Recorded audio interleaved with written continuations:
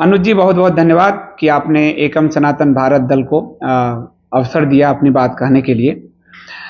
हम जो हमारी पार्टी है उसका जो मूल संकल्प है, जिसके आधार पर ये पार्टी बनी है, वो 7 मूल संकल्प को हम लेकर चले हैं। और शायद भारत के इतिहास में स्वतंत्रता के बाद ये पहली ऐसी पार्टी है जिसने अपने मुद्दों को इतना स्पष्ट किया है। वरना आप चुनाव में देखते होंगे, चुनाव आता है, उससे 2 दिन पहले कोई घोषणा पत्र जारी करता है और जनता को कुछ मालूम नहीं होता है, फ्री रेवड़ी बांटी जाती है, काम खत्म। या फिर आपने देखा होगा जैसे भारतीय जनता पार्टी को राम मंदिर आंदोलन चल रहा था, इनको जब 2 सीट आई, कुछ समझ में नहीं आ रहा था, तो ये राम मंदिर में कूद गए थे। तो क्लियर विजन के साथ कोई पार्टी पहली बार आई है, और सनातन धर्म को लेकर तो बिल्कुल ही पहली बार आई है कोई भी पार्टी। और इसलिए हमने इसमें सप्त संकल्प जो रखे हैं, ये सप्त संकल्प संविधान को और ज्यादा मजबूती देते हैं, क्योंकि जो चीजें आजाद भारत में स्वतंत्रता के बाद लागू की गई है, खासकर तुष्टीकरण के नाम पर, जिसको प्रधानमंत्री ने तृप्तिकरण कहा, और अब जब तृप्तिकरण का शब्द उनके गले पड़ गया तो उसको संतुष्टिकरण पर ले आए हैं। ये संविधान के पैरेलल एक संविधान खड़ा कर दिया गया। आप देखोगे संविधान में वक्फ एक्ट नहीं है, इसको बाद में बनाया गया। संविधान में अल्पसंख्यक मंत्रालय नहीं है, अल्पसंख्यक आयोग नहीं है, उसको बाद में क्रिएट किया गया। तो इस तरह की पूरी व्यवस्था जो है, और संविधान में गोहत्या पर प्रतिबंध है, रोकना है, उसको लागू नहीं किया गया। संविधान में समान नागरिक संहिता अनुच्छेद 44, गोहत्या पर प्रतिबंध अनुच्छेद 48, लेकिन उसको लागू नहीं किया गया। लेकिन जो अल्पसंख्यक नहीं है मामला, वो क्लियर डिफाइन नहीं, उस पर पूरे आयोग बना के, मंत्रालय बना के। तो ये हमारे जो बहुसंख्यक समाज है, हिंदू समाज 70-80%, उसके पूरे अधिकार को ये खा रहा है। यहां कहने को आप देखोगे कि हिंदुओं को आरक्षण देते हैं, SC ST OBC, पर आज OBC में 60 से 80% जातियां मुस्लिम हैं। लड़ाया किसको? हिंदुओं को, ब्राह्मण को, यादवों को, कुर्मी को, इनको लड़ाया। और OBC में जब, और OBC बनाने वाले भी यही लोग हैं। जब वाजपेयी जी की और इसका मोरारजी देसाई की सरकार थी, जनसंघ और जनता दल वाली, 78-79 में मंडल आयोग का गठन किया। और जब BP सिंह और अडवाणी वाली सरकार बनी, भाजपा के समर्थन थे, तो उसको लागू किया। अब ये लोग नहीं समझ पाए कि मंडल कमीशन की आड़ में मुस्लिम आरक्षण खोला गया, जो संविधान के विरुद्ध है। संविधान मजहब के आधार पर आरक्षण की मनाही करता है, लेकिन यहां OBC की आड़ में आरक्षण दिए जा रहे हैं। अब जैसे आप देखिए, बंगाल लीजिए, तो बंगाल में करीब 180 OBC जातियां हैं, लेकिन 118-120 मुस्लिम जातियां। अब बंगाल देख लो। और अभी जो पुलिस में भर्ती हुई है, अब भर्ती लिस्ट देखो तो सारे मुस्लिम मिलेंगे। अब खुद प्रधानमंत्री नरेंद्र मोदी ANI के इंटरव्यू में कह चुके हैं कि गुजरात में हम जब थे तो 70 मुस्लिम जातियों को OBC का फायदा देते थे। तो भारत के साथ इतना बड़ा धोखा किया इन पॉलिटिशियनों ने। और आप कहेंगे कि खाली भाजपा नहीं, मैंने बंगाल का भी उदाहरण दिया आपको। तो उस पूरे भेदभाव को समाप्त करने के लिए हमने एक पॉलिटिकल पार्टी लॉन्च किया। इसके अध्यक्ष हैं अंकुर शर्मा जी, जो एडवोकेट हैं। रोशनी एक्ट, लैंड जिहाद जिन्होंने जम्मू में खत्म करवाया, उसमें हमने रखा सब संकल्प में कि संविधान को हम संशोधन करेंगे, और जो 5% यूनाइटेड नेशन के कन्वेंशन के अनुसार पूरी दुनिया में जो 2.5 से 5% है, वही अल्पसंख्यक हैं। भारत की सेकेंड लार्ज मेजोरिटी को अल्पसंख्यक का लाभ दिया जा रहा है। तो हमने कहा है कि 5% से ऊपर जो भी हैं, वो अल्पसंख्यक के ब्रैकेट से हम बाहर कर देंगे। तो एक बहुत बड़ी प्रॉब्लम, और ये हमारी सिक्योरिटी से जुड़ा हुआ मैटर है, नेशनल थ्रेट के साथ जुड़ा हुआ मैटर है। जो ही आप इनको अल्पसंख्यक से बाहर करते हैं, हिंदुओं को जो अधिकार मिल रहा है वो अधिकार इनको मिलेंगे, यानी समानता का। अब ये विशेषाधिकार प्राप्त कर रहे हैं समानता का, यानी कि आपको ये जो विशेष सुविधाएं दे रहे हैं। अभी सच्चर कमेटी के नाम पे अल्पसंख्यक जो आयोग है, अल्पसंख्यक मंत्रालय, वो 34,000 करोड़ का बजट उसने इनको दिया, वो तो 34,000 करोड़ है। अब प्रधानमंत्री आवास योजना 35%, मुद्रा लोन योजना 37%, शौचालय योजना 33%, ये सब मिला के ये करीब करीब भारत के 40 से 42% संसाधनों पे अधिकार एक खास वर्ग को दिया जा चुका, मलेच्छ वर्ग को दिया जा चुका है। उसको समाप्त करने का अब एक ही जो आधार रह गया है कि उनके अल्पसंख्यक राइट को खत्म किया जाए, जो संविधान में वर्णित है। और जम्मू कश्मीर में यह काम सुप्रीम कोर्ट ने करके दिखाया। अंकुर शर्मा के केस में कि जम्मू कश्मीर में मुस्लिम अल्पसंख्यक नहीं है, अंकुर शर्मा ये केस जीत गए, इसके बावजूद पीएमओ लागू नहीं कर रहा है। उसके बाद हमने कहा कि जितना भी दुनिया में हम यहूदियों की तरह एक व्यवस्था बनाना चाहते हैं कि जहां भी आज सनातन धर्मी है, खासकर सनातन धर्मी मतलब हिंदू, बौद्ध, जैन, सिख, जो इंडिजिनस रिलीजन है, वो जहां भी हैं उनके लिए हम नागरिकता का मार्ग खोलेंगे।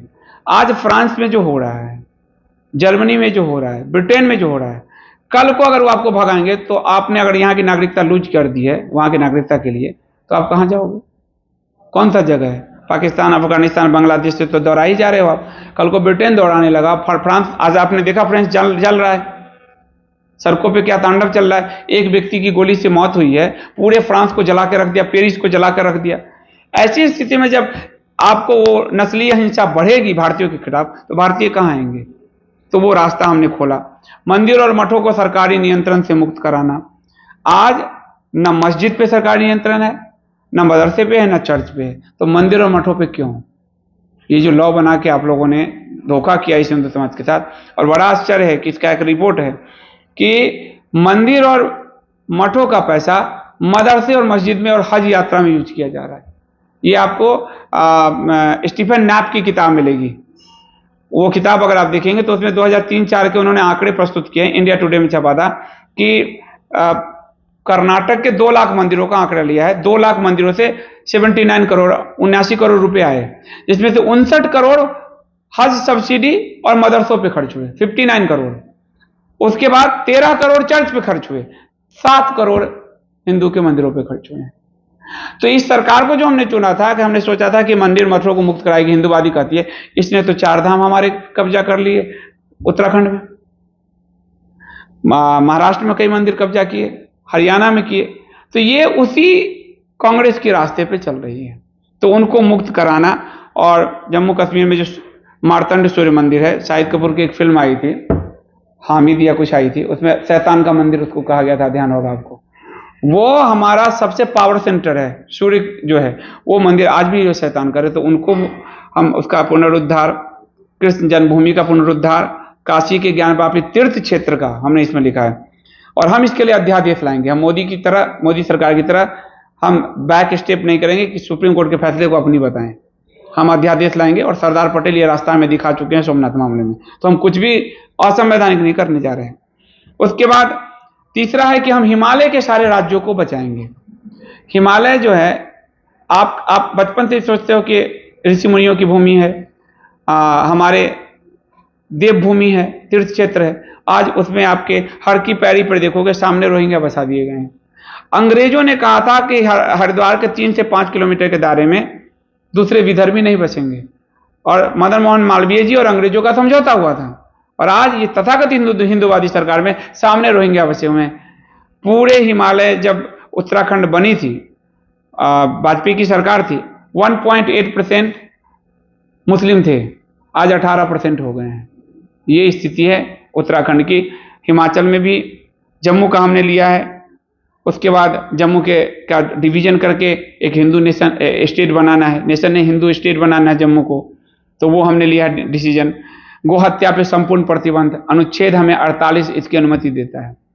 और कल एकम के जो अध्यक्ष अंकुर शर्मा, उन्होंने इसका शपथ लिया है कि जहां भी, जिस राज्य में भी हम बनेंगे, देश में बनेंगे, उसके बाद से गौ माता का एक बूंद रक्त भी पृथ्वी पर, भारत की भूमि पर नहीं गिरेगा।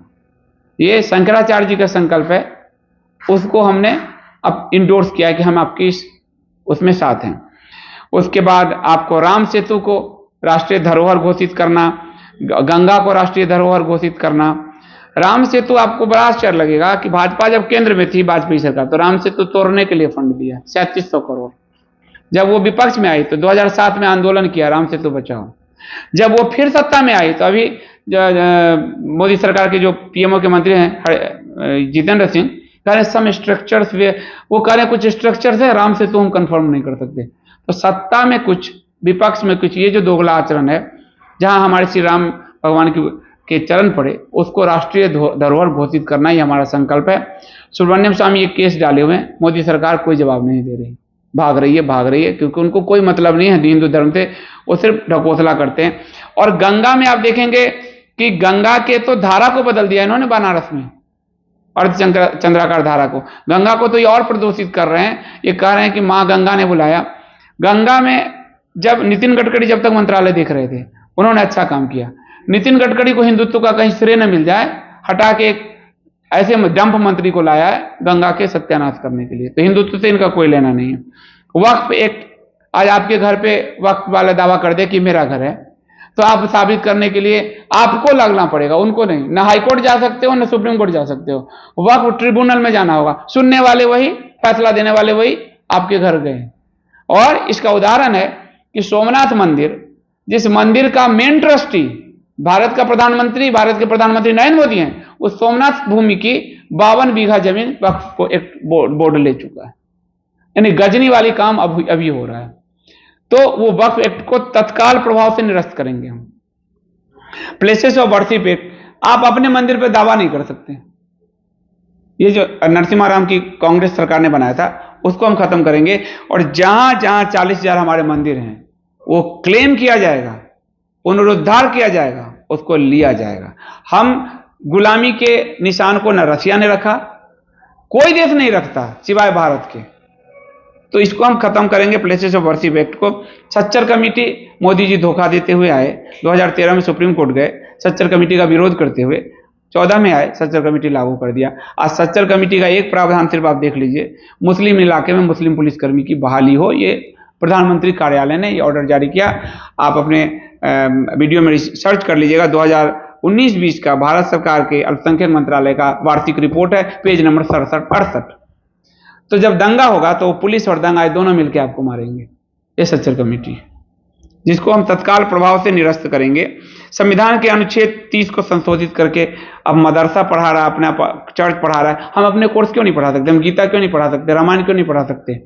तो हम वो व्यवस्था, यानी आज हमें अपने संस्कृति को पढ़ाने का भी अधिकार नहीं है। और हम बहुसंख्यक हैं, हमारे को तो 4th कैटेगरी का नागरिक बनाया गया, तो वो हम उसको बहाल करेंगे। जो डेमोग्राफिक इन्वेजन है, जनसंख्या का हमले जो पूरे हिमालय क्षेत्र में हो रहा है, आपके जहां भी देखो रोहिंग्या बांग्लादेशी, आपको ध्यान होगा 13 में मोदी जी के बड़े दावे थे कि आते ही बांग्लादेशी को, अब आपको लग रहा है बांग्लादेशी रोहिंग्या इन्होंने हटाए, तो दिल्ली में बसा रहे हैं, जम्मू में बसा दिया है। तो उसको हम लोग पूरा रोकेंगे और जनसंख्या का संतुलन स्थापित करेंगे।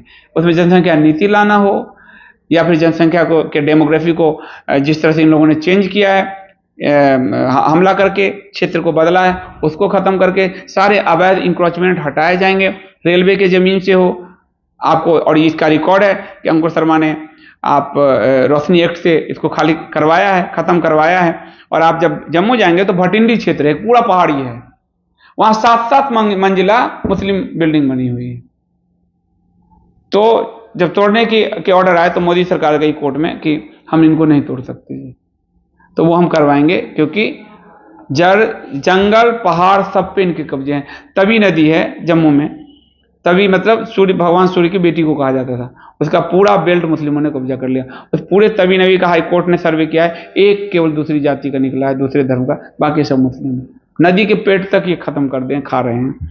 और उसके बाद जो है एक एक्सक्लूसिव जो विकास जो है, इन्होंने विकास के नाम पे आपने देखा जोशीमठ खत्म किया, काशी खत्म किया, महाकाल। तो हमने कहा सिर्फ विकास नहीं करेंगे, हम आध्यात्मिक विकास करेंगे, सांस्कृतिक विकास करेंगे, ऐतिहासिक विकास करेंगे, इतिहास को सही कराएंगे, सामाजिक मूल्य की पुनः स्थापना करेंगे। जिस तरह से ये गे मैरिज के लिए पागल हुए जा रहे हैं सब, जिस तरह से आप उनको अडल्ट्री को, सामाजिक मूल्य को स्थापित करने के लिए, फैमिली सिस्टम को बहाल करने के लिए हम काम करेंगे। क्षेत्रीय भाषा को लेकर हम काम करेंगे। क्षेत्रीय भाषा, सब कुछ अंग्रेजी में हो रहा है, अंग्रेजी अच्छी भाषा, उससे द्वेष नहीं है, लेकिन अगर वहां के तमिलनाडु के कोर्ट में तमिल में हो सकता है तो क्यों नहीं होना चाहिए, अंग्रेजी में क्यों होना चाहिए? तो क्षेत्रीय भाषा और पर्यावरण जो है, आपने जोशीमठ की स्थिति देख ली है, पर्यावरण का कितना विनाश किया गया है। आज विकास के नाम पे पूरे कंक्रीट का जंगल बनाया जा रहा है, पेड़ सब काटे जा रहे हैं। काशी विश्वनाथ में अक्षय वट वृक्ष उखाड़ के फेंक दिया गया है। तो ये पर्यावरण का जो विनाश हो रहा है, ऐसा लग रहा है जैसे कि पश्चिम की शक्तियां इनसे सब करवा रही हैं। तो पर्यावरण को आज हमारे हिंदू धर्म में आपने देखा पीपल बरगद तक की हम पूजा करते हैं, पत्थरों की पूजा करते हैं। पर्यावरण का रक्षण बहुत जरूरी है। पर्यावरण अगर रहेगा तो मनुष्य रहेगा, मनुष्य का हर प्राणी रह पाएगा। तो पर्यावरण का संपूर्ण विकास करेंगे और पूरी टोटलिटी में हम लेके काम करेंगे। साथ ही जो भारतीय सेना में अग्निवीर योजना लाए हैं, रेजिमेंटल सिस्टम जो है हिंदू, उसको खत्म कर रहे हैं ये, और उसमें वो मलिच्छ भर रहे हैं। तो हमने कहा कि भारतीय सेना के परंपरागत ढांचे को अक्षुण्ण बनाएंगे, सेना को सम्मान देंगे। सेना के नाम पर ये राजनीति करते हैं, पर सेना को आप देखते होंगे पूर्व सैनिक भटक रहे हैं पेंशन आदि सब के लिए, उनको, उनकी पूरी फैमिली को सम्मान देंगे। पुलिस और सेना दोनों का सशक्तिकरण और आधुनिकीकरण करेंगे, दोनों का। ये हमारा सब संकल्प है। बाकी चीजें हमारे घोषणा पत्र में चुनाव से पहले जो है आएगा, जिसमें आपको महंगाई, बेरोजगारी, इनकम टैक्स, जीएसटी, ये सारे मुद्दे उसमें एड्रेस हो रहे हैं। और इसके साथ हम चुनाव में उतरने वाले हैं 2024 के लोकसभा चुनाव में। उससे पहले राजस्थान, मध्य प्रदेश, छत्तीसगढ़, तेलंगाना, इसके विधानसभा में भी उतरने वाले हैं। और अभी तक हमारा रिकॉर्ड है, एक चुनाव में हम उतरे हैं, आपको पंचायत के, निगम के चुनाव में यूपी में, और 100% स्ट्राइक रेट है। हम एक चुनाव में उतरे, हम एक जीते, वो एक मॉडल बनाया था। तो हम हिंदू के मुद्दे, सनातन धर्म, संस्कृति और सभ्यता के मुद्दों के साथ अगले चुनाव में एक पॉलिटिकल पार्टी के नाते हम उतरने जा रहे हैं।